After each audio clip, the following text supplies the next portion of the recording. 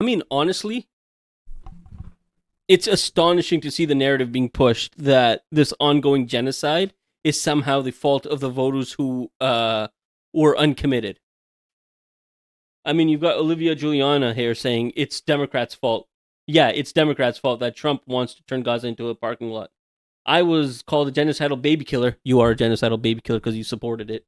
For the last year for supporting Kamala because I had enough common sense to know that this is what would have happened. So it's the uncommitted movement's fault for not endorsing Kamala. The Biden administration initiated these policies.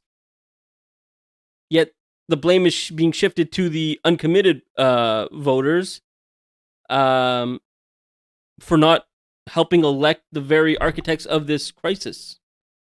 And now, yeah, Trump is continuing and even making it worse, escalating the same appalling actions.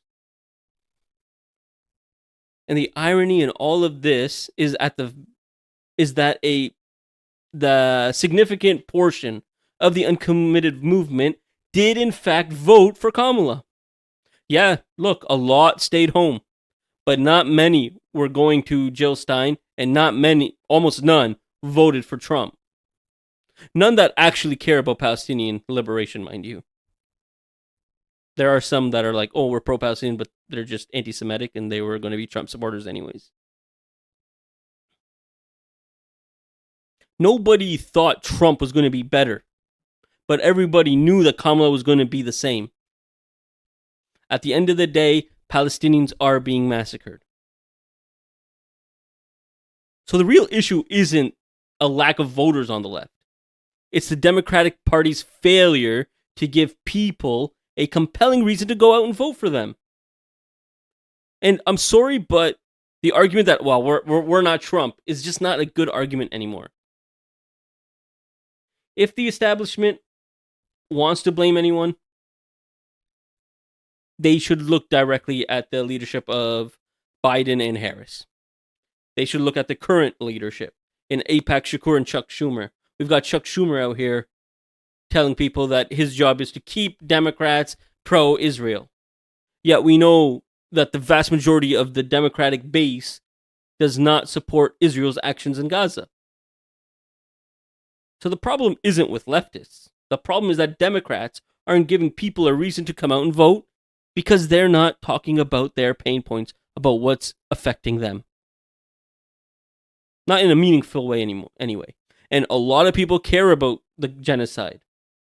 And yet they keep, pushing it out of sight, out of mind. Oh, we're not going to address it. We're not going to address it. And your voters aren't dumb. They're not part of MAGA. So if you want to blame the uncommitted movement, you need to blame Kamala Harris. Because all she had to say was, I'm not going to keep funding this genocide, and that uncommitted movement becomes committed. Right? But instead of doing that, what they do is they rely on give access to influencers, thinking that this is going to influence the voter base. Right? Like, take a look at this. This guy was paid almost $8,000 a month, $86,000 a year to do stuff like this. Oh, wait, let me rewind that. There we go.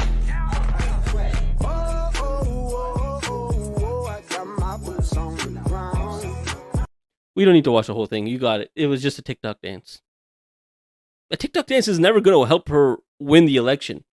People who are looking at, political news or political content online aren't going like, oh my God, Kamala did a TikTok dance. She's one of us. No one thinks that. At least not very many. If anything, all this did was make that guy, too raw, too real or whatever, look like a guy who is clout chasing and is doing it for access. He's not actually trying to provide any real political commentary. And like I said, this was never going to help her win the election. You know what might have? an unwavering commitment to ending the genocide and apartheid imposed on the Palestinian people. Atrocities that are being propped up and brought to you, in part, by American tax dollars. But no, nobody wants to hear that. Right? You got this centrist over here saying, imagine throwing away your own personal human rights, all for a trendy issue of the day. Genocide is not the trendy issue of the day. It's one of the worst atrocities anyone can ever commit, and it's happening it's happening in our time. This is the worst atrocity of our time.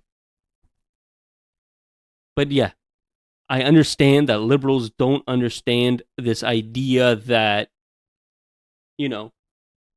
we can care about others, not just ourselves. For a lot of people, I know this guy, all he does is care about himself. But a lot of people, they do care about humanity as a whole. Whether it's their faith, whether it's their upbringing, doesn't matter. They care about humanity as a whole.